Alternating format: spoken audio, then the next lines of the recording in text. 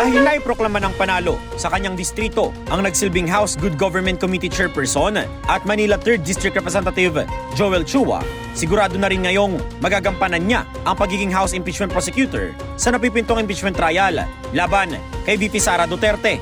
Pero di tulad niya, ilan sa mga kongresistang parte ng 11-man House Impeachment Prosecution Team ang bigong manalo bilang mga re-electionists. At sa pagpuno sa blankong yan, bukas raw si Representative Chua sa posibilidad ng mga bagong papasok na kongresista na sina Akbayan Party List First Nominee Chel Jokno at ML Party List Nominee Laila De Lima ang maging bagong kasama nila sa prosecution team.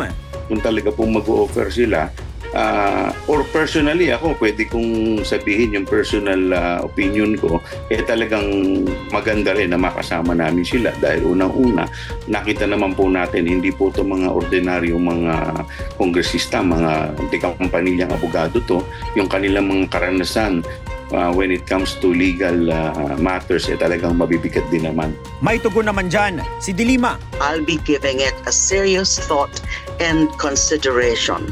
Ayaw ko po talagang pangunahan kung sino po ang kakausap sa akin about that. But I would always be willing, as I said, kung anuman role ang pwede sa akin na sa tingin ko kaya ko at magagampanan ko ng katapatan, ng buong katapatan, I will do it. Sa kabila naman daw ng mga posibleng pagbabago pagdating sa preparasyon sa impeachment trial ng bise dahil sa mga bagong halal na kongresista at mga senador, nananatili raw ang kumpiyansa ni Prosecutor Chua sa matibay nilang ebidensyang nakalatag naman na laban sa vice-presidente.